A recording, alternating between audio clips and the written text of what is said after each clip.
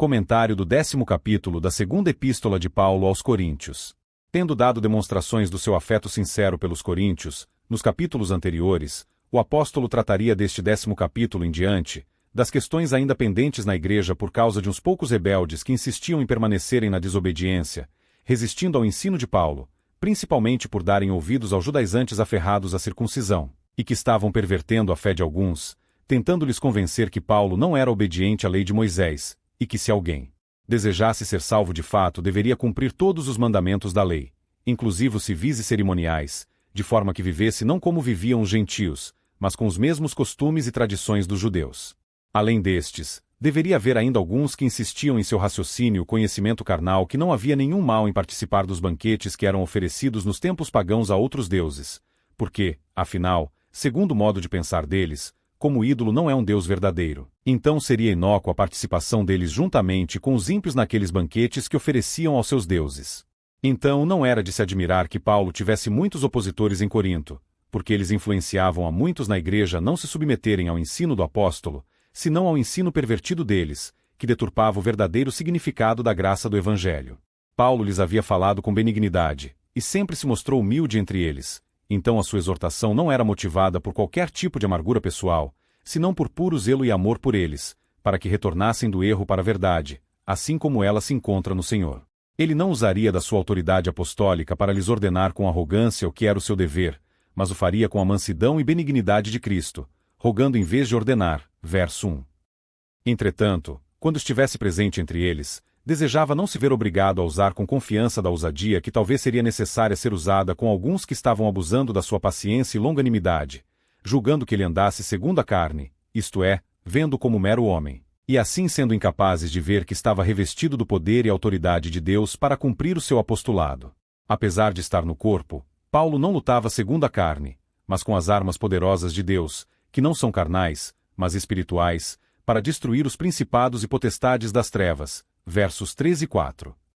É com este poder que procede de Deus e que se manifesta no corpo mortal dos seus ministros, que são destruídos os conselhos e toda forma de altivez que se levanta contra o conhecimento de Deus, de modo que é levado cativo todo entendimento à obediência de Cristo. Verso 5. Paulo estava portanto pronto a exercer a disciplina determinada por Cristo para punir toda a desobediência deliberada que porventura permanecesse em alguns na igreja, mesmo em face da obediência da maioria dos cristãos de Corinto. Verso 6. Estes poucos desobedientes estavam se gloriando no fato de pertencerem a Cristo, e assim não deveriam dar contas a ninguém de seus maus atos, senão somente a Ele. Tais pessoas ignoravam que o próprio Cristo deu autoridade aos seus ministros para exercerem a devida disciplina na igreja, punindo, e até mesmo excluindo da comunhão, aqueles que pretendessem permanecer na prática deliberada do pecado. Verso 7. É certo que todo cristão foi constituído como sacerdote para Deus neste mundo, mas dentre estes sacerdotes, o próprio Deus levantou líderes aos quais devem se submeter. Desobedecê-los, portanto, nas coisas referentes ao Senhor, significa desobedecer ao próprio Deus. No entanto, o exercício deste poder recebido de Deus pelos seus ministros visa não a destruição, mas a edificação do corpo de Cristo. O fim da disciplina visa ao amor e não a aniquilação do que é disciplinado. Vê-se aqui o mesmo princípio que há na disciplina de um filho rebelde por um pai amoroso, que tem sempre em vista a recuperação do filho e não a sua destruição. Nenhum cristão rebelde de Corinto deveria continuar se referindo a Paulo dizendo que ele tinha o propósito de lhes intimidar com suas cartas, e afirmarem que apesar das cartas serem graves e fortes, a presença do corpo dele entre eles era fraca, e a sua palavra desprezível. Se diziam isto, era prova de que eram carnais, e julgavam Paulo segundo a carne, e não segundo o Espírito. Eles queriam talvez oradores eloquentes, líderes de porte forte e esbelto, e não alguém como Paulo que era rodeado de fraquezas por todos os lados, para que o poder de Deus se manifestasse pela sua graça nesta fraqueza humana que tanto desprezavam, e que na verdade apreciariam caso se arrependessem e andassem no Espírito, porque o que Deus fizera com Paulo, quanto ao quebrantamento do seu homem exterior é o mesmo que ele pretende fazer com todos os seus filhos, de modo que fixou no apóstolo um exemplo para todos eles, quanto ao modo pelo qual convém caminharem diante dele e dos homens, neste mundo. Paulo lhes advertiu, portanto, a refletirem que seria para com eles, quando estivessem em sua presença, o mesmo que julgavam ser em suas cartas, isto é, forte, inspirado pelo Espírito, sendo em ações, aquilo que certamente a carne deles não gostaria de enfrentar. Verso 11. Paulo nunca se comparou com ninguém, e nem sequer se considerava alguma coisa a seus próprios olhos, porque sabia que toda sua suficiência vinha da graça do Senhor. Então, quem não age tal como ele é porque está sem entendimento quanto aos caminhos do Senhor.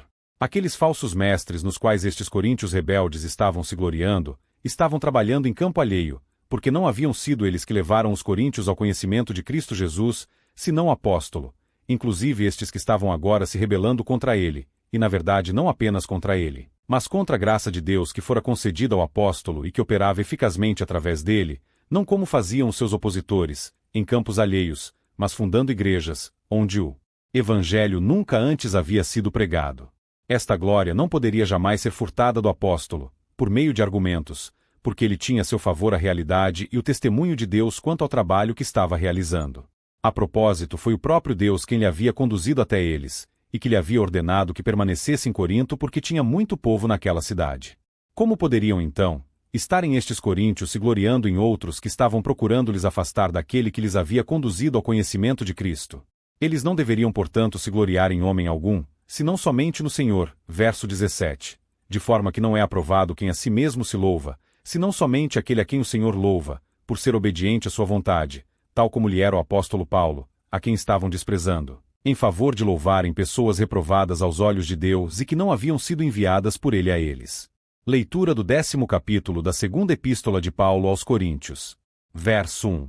Além disto, eu, Paulo, vos rogo, pela mansidão e benignidade de Cristo, eu que, na verdade, quando presente entre vós, sou humilde, mas ausente, ousado para convosco.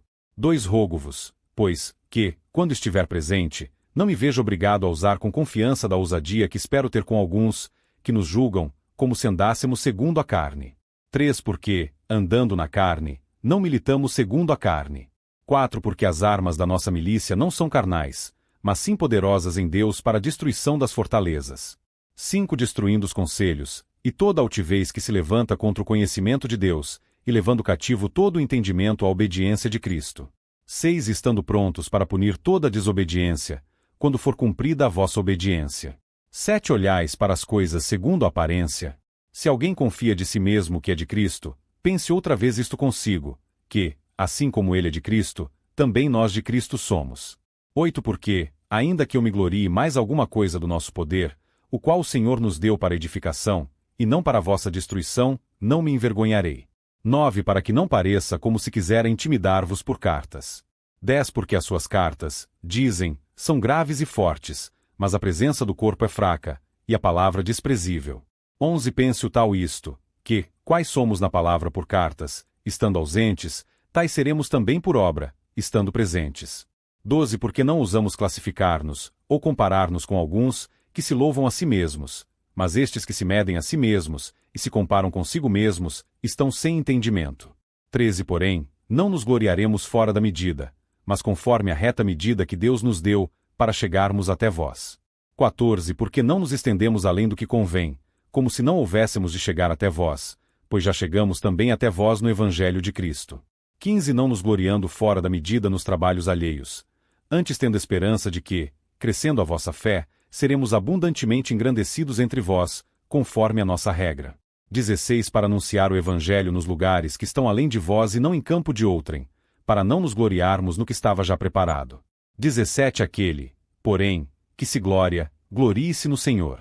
18 Porque não é aprovado quem a si mesmo se louva, mas, sim, aquele a quem o Senhor louva.